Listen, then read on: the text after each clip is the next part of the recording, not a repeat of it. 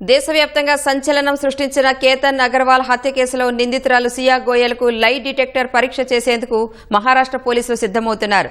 Polygraph పరీక్షలో ఆమె చెప్పే వివరాల ఆధారంగా బలమైన సాక్ష్యాధారాలు సేకరించి కోర్టులో తుది ఛార్జిషీట్ దాఖలు చేస్తామని చెప్పారు. ఇందుకోసం కోర్టు నుంచి అనుమతి తీసుకోవాల్సి ఉంటుందని పోలీసు ఉన్నతాధికారులు వెల్లడించారు. సీన్ రీకన్స్ట్రక్షన్ కోసం సహనిందితుడు చేతన్ చౌదరిని లోహగఢ్ కోటకు తీసుకువెళ్లారు.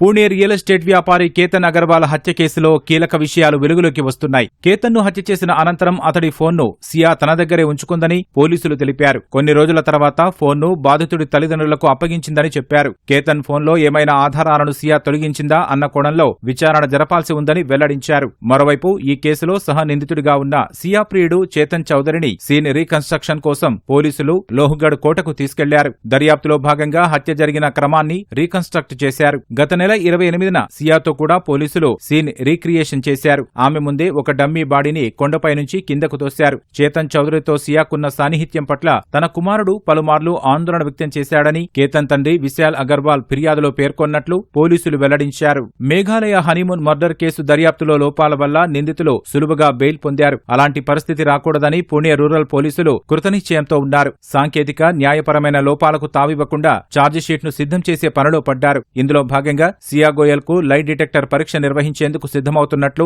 మహారాష్ట్ర పోలీసు ఉన్నతాధికారులు తెలిపారు. భారత చట్టాల ప్రకారం లై డిటెక్టర్ పరీక్ష ఫలితాలను కోర్టు సాక్ష్యంగా పరిగణించదు. అయితే కీలక ఆధారాలను రాబట్టేందుకు ఈ పరీక్షను ఒక సాధనంగా వాడుకోవాలని పోలీసులు భావిస్తున్నారు. హత్యకు ముందు లోహగఢ్ కోట ఎత్తు గురించి సియా ఇంటర్నెట్లో ఏమైనా వెతికిందా లేదా డిజిటల్ ఆధారాలను మాయం చేసిందా అన్న విషయాలు ఈ పరీక్ష ద్వారా బయటపడే అవకాశముందని పోలీసులు తెలిపారు. ఈ పరీక్షలో లభించే లీడ్స్ ఆధారంగా బ్రౌజర్ హిస్టరీ, లొకేషన్ డేటా లేదా డిలీట్ చేసిన సెర్చ్ వివరాలను సేకరించి న్యాయస్థానం ముందు ప్రవేశపెట్టొచ్చని వివరించారు. కేతన్ను కొండపై నుంచి తోసినప్పుడు అక్కడ ఎవరూ లేరు. హత్య జరిగిన ప్రాంతంలో సీసీ కెమెరాలు లేవు. కోట పరిసరాల్లో ఉన్న సీసీ కెమెరాల్లో సియా ప్రియుడు చేతన్ చౌదరి హుడీ ధరించి ఉన్న దృశ్యాలు మాత్రమే లభ్యమయ్యాయి. అయితే ఇది హత్య అని నిరూపించడానికి ఆ ఫుటేజీ ఒక్కటే సరిపోదు. డమ్మీతో క్రైమ్ సీన్ ను రీకన్స్ట్రక్ట్ చేసిన న్యాయస్థానంలో దానికి పెద్దగా విలువ ఉండదని పోలీసులు అంటున్నారు. బాధితుడు ప్రమాదవశాత్తు జారిపడ్డాడా లేక ఉద్దేశపూర్వకంగా తోసేశారా అనేది డమ్మీ ప్రయోగం ద్వారా శాస్త్రీయంగా నిరూపించడం కష్టమని ఒక అధికారి తెలిపారు. అందుకే